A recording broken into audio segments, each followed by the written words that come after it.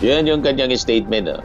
Hindi lang si dating Pangulong Rodrigo Duterte, hindi lang ako, kundi lahat ng hindi sumunod sa palasyo ni President Marcos ay hinahabol din, kinakapture, inaaresto at tinithreaten, sabi po ni Sara Duterte. Vice President Sara Duterte alleged that individuals who have opposed or refused to align the U.S. formally request Kibuloy's extradition. The United States submitted a formal request in July seeking the extradition of Kingdom of Jesus Christ founder Apollo Kibuloy, who faces charges including child sex trafficking. Yan mismo, mga kababayan, yung naging payag ni Philippine Ambassador to the US, Jose Manuel Romualdez, sa interview ng nagbabagang mga balita at pagtalakay sa mga isyu ng lipunan. Bulsa, opinyon, banat at paglalantad sa katotohanan. Bulsa, what you see is what you get. You decide. Hello po mga kababayan, si Dante Maraviles. Pag-usapan natin si Sara kasi sunod-sunod yung kanyang mga statement sa media after na mag-attend siya ng Kidapawan na festival sa Davao. Opening, kalalabas niya sa cathedral na Davao. Siyempre, si Sara Duterte, ini-impeach ngayon, nasa impeachment trial, kukuna ng media ng mga pahayag. Siguro, may nag-coordinate sa mainstream media, magbibigayan niya ng statement si Sara Duterte ngayon. O ngayon, may pauna salita na tayo. Ang mga statements niya po, huwag kayo subukang maniwala. Kasi yung mga statements niya, puro kasinungalingan po at propaganda. Tulad nitong sinabi niya mga kababayan na lahat daw ng kalaban ng administrasyon ginigipit, hinaharas, tinithreaten, nagsalita mga kababayan yung na-impeach dahil sa pagbabanta ng ating Pangulo, pagbabanta sa ating Pangulo. Malinaw naman pa na yung mga kinasuhan, kasi karamihan sa mga nakasuhan, mga kalyado niya, puro may sangkot sa mga kabuktutan. Ang gusto niyang mangyari, kasama siya doon. Ang gusto niyang mangyari, gumawa lang ng kabuktutan sa gobyerno, palampasin lang kasi kalyado niya. Yan yung kanyang statement. Hindi lang si dating Pangulong Rodrigo Duterte, hindi lang ako, kundi lahat ng hindi sumunod sa palasyo ni President Marcos ay hinahabol din, kinakapture, inaaresto at tinithreaten, sabi po ni Sara Duterte. Vice President Sara Duterte alleged that individuals who have opposed or refused to align themselves with the Marcos administration are being subjected to political persecution. VP Sara claimed that there is a pattern in government's action, saying that only former President Duterte and herself, but saying not only former President Rodrigo Duterte and herself, but also others who did not support Malacanang are allegedly being pursued, arrested, and threatened.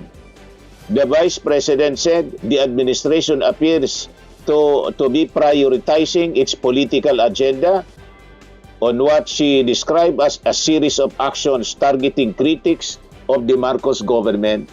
Hindi man po dahil sa critics, kundi dahil talagang sangkot tulad ni Bato de la Rosa. Ansa kayong kaso, hindi man po, wala mang kinalaman yung Pangulong Bongbong Marcos, mga kababayan, sa kasong pinail sa kanyang tatay at sa kasi kay Bato de la Rosa. Di ba?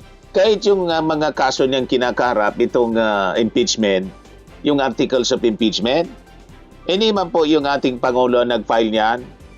Mga kalaban nga na ating Pangulo yung nag-file, anti-Marcos, yung mga militant at civil society, anti-Marcos.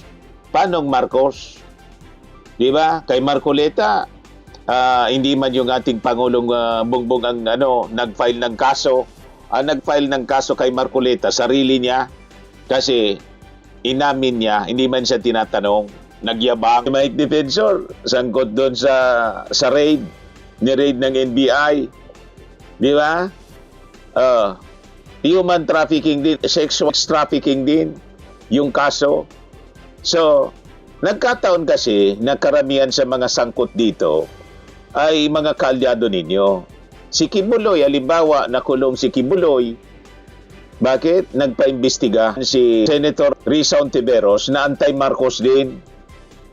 Kaya malabo itong mga statement, mga kababayan, na sinasabi lahat ng mga kalaban sa politika hindi sumasang-ayon. Hinaharas, tinitreten, hinahabol. Dapat man talagang habulin kasi nga sangkot sa kung ano-anong mga krimen. Sangkot sa mga anomalya. Pagbabanta, tulad po ninyo, binanta ninyo yung ating Pangulo. Alangan, palampasin lang yung mga pinagagawa ninyong katarantaduan. Yan ang gusto ninyo palabasin. At sinabi pa ninyo bilang palusot na freedom of expression. Huwag kami Sara Duterte. Kalalabas lang niya, mga kababayan, sa simbahan, sa Davao.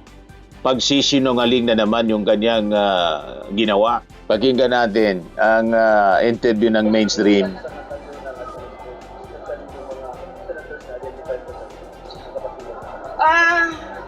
Well, it shows kung ano yung pinagkakaabalahan ng administrasyon ngayon, ng gobyerno ngayon. Ang pinagkakaabalahan nila ay politika dahil nakikita natin na may pattern na.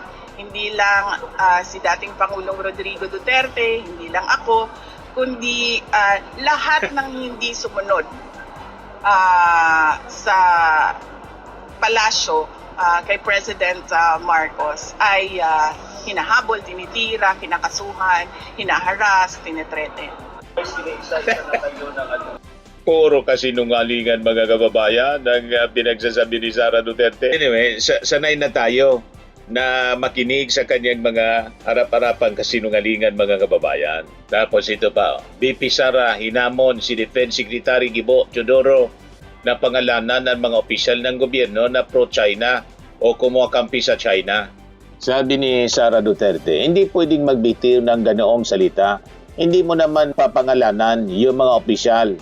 Ito ang naging reaksyon ni Sara nang sabi ni Teodoro ng mga opisyal ng gobyerno na hindi umano naninindigan para sa interes ng Pilipinas sa usapin ng West Philippine Sea at kumakampi sa posisyon ng China ay dapat hamonin ito sa korte o magbitiw na sa kanilang pwesto. Hindi man kailangang pangalanan. Alam na natin kung sino-sino yung mga pro-China, kampi sa China na mga opisyal ng gobyerno na dapat mag-resign. Kaya lang, makakapal ang mukha. Sangkot nga sa kung ano-anong mga kabuktutan, katarantaduan, ayaw pang mag-resign. Yung isa nga na-impeach. May kasabihan yung mga matatanda. Ang unang pumutak ay siyang nangitlog. Ang unang pumutak si Pulong. Malinaw naman yung statement ni Gibo Teodoro. Pakinggan natin. Nagagalit dito si Sara Duterte. Importante lang, yung tunay na sinabi ko, yun ang dapat lumabas. Well, characterization niya yun. Meron naman nagsasabi na tama lang. Demokrasya to eh. Kaya mo mag-anuhan ng opinion doon sa sinabi ko. Ang importante lang, yung tunay na sinabi ko, yun ang dapat lumabas. Ang sinabi ko, maliwanag, AO 29, batas yan. May batas. At sinabi ko, ang Dapat talaga mag-resign sila. or ng mga May kailangan violation sa tumupad batas, dito dahil, mga pro-China. Regulation yan, force and effect of law. And it puts a person na public officer in an awkward situation kung salungat yung gawa, hindi yung paniwala, yung gawa tungkol dito. No? So itong AO29, ang ini-frame natin. Yeah. Yung public officials, natural, may karapatan sumagot dyan. Natural lang yun. Pero may iba naman na nanamantala, na malisyoso na lalo na hindi public official. Yan hindi natin pwedeng palampasin. Ayun, mga kababayan, Pilipino ka, opisyal ka ng gobyerno, dapat kung ano yung posisyon at legal na mga kautusan to defend our sovereignty. Yun yan ang punto, mga kababayan, ni Gibo Teodoro. Pero kung hindi yan kaya ng mga public officials, hindi nila kayang gawin, hindi mag-resign, tama. Tama si Gibo Teodoro mga kababayan. Sana tumakbo si Gibo bilang susunod na Pangulo. Di ba? At i-support natin kung si Gibo ang endorse ng ating Pangulo bilang susunod na Pangulo ng ating bansa na talagang naninindigan para sa sovereignty. Pinanindigan niya ang ating sovereignty, territorial integrity mga kababayan. Pastor Apollo Kibuloy si Pacquiao, yan humiling na mga kababayan yung US government ng extradition laban kay Apollo Kibuloy. US formally requests Kibuloy's extradition. The United States submitted a formal request in July seeking the extradition of Kingdom of Jesus Christ founder Apollo Kibuloy who faces charges including child sex trafficking. Yan mismo, mga kababayan, yung naging payag ni Philippine Ambassador to the US, Jose Manuel Romualdez, sa interview ng mainstream media. Sabi niya, the request is with the Department of Justice for appropriate action na daw. Sabi naman dito sa report mga kababayan ng Billionaire News Channel, the DOJ, the lead agency tasked with handling extradition cases, was reviewing Washington's request. At saka spiritual advisor ni dating President Rodrigo Duterte was indicted in 2021 by a U.S. federal grand jury and was on the FBI most wanted list on charges of committing conspiracy to engage in sex trafficking, fraud and coercion, sex trafficking of children, and bulk cash smuggling. He was being held in the Pasig City Jail over domestic cases on alleged sexual and child abuse and human trafficking. So, wala pang statement mga kababayan as of this time, press time, yung Palasyo Malacanang. Anyway, baka bukas o mamaya magpalabas na rin po ng statement. Kasi nire-review pa pala ito ng Department of Justice kung pagbibigyan yung extradition request ng Amerika. Pag pinagbigyan mga kababayan, so ang mangyayari niyan, ililipat si Kibuloy sa Amerika. So, itong kaso 2021, panahon pa ni Digong, kaya lang namamayagpag mga kababayan nung panahon ni Digong, itong si Apollo Kibuloy. Haros siya, untouchable dito sa Pilipinas. At nakita naman po ninyo, nagyayabang pa nung panahon na hindi pa siya nakasuhan dito sa local courts. Now, because of the, ginawang investigation ng committee ni Risa Ontiveros, kaya bigyan din natin po ng leading personality dito po sa Pilipinas. Ito pong si Risa Ontiveros. So, dapat ibigay natin ang commendation kay Risa Ontiveros. Kasi siya talaga yung nagpa-imbestiga nito. And no other members ng Senado ang kasing sigasig ni Risa Ontiveros. Tingnan natin mga kababayan kung magprotesta yung mga Duterte senators.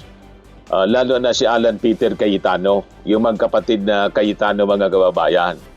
Or baka manahimik na lang kasi yung mga Duterte senators namumuro na rin po dito sa Pilipinas.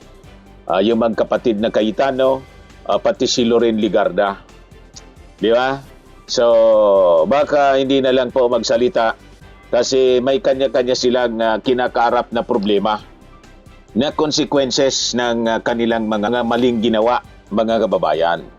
So, abangan natin, mga kababayan, kung kailan i-deliver si Kibuloy pa US para managot, mga kababayan, sa kanyang patong-patong na kaso na kinakaharap po sa Amerika. Spreading and lifting cream, pinapahid po sa mga pulses in affected area. Mainam po sa paninigas ng mga kaso-kasuan. Ito naman po, Automax Radiant Serum. Sa mukha naman yung application, anti-aging po siya. You will look 10 years younger than your age. Sa mga cancer patients naman po, baka lang gusto ninyo itong itry. Neng siya red mixed fruit drink. Hindi mo po siya gamot, food supplement siya. Kaya lang, gawa siya mga kababayan sa goji berry. Yung goji berry may anti-cancer properties. O ngayon, yung mga inquiries ninyo, dumiritso na lang kayo sa aming messenger sa Facebook para masagot namin agad. Ayos pa, Ayos na ayos niya, Mr. Maravilla. Sa mga nagana po ng malinis and spacious fitness gym, pumunta lang po kayo sa aming Colossal Fitness Gym. May Grab car rental din po kami. But anyway, ito po pala yung aming bagong product na binibenta online.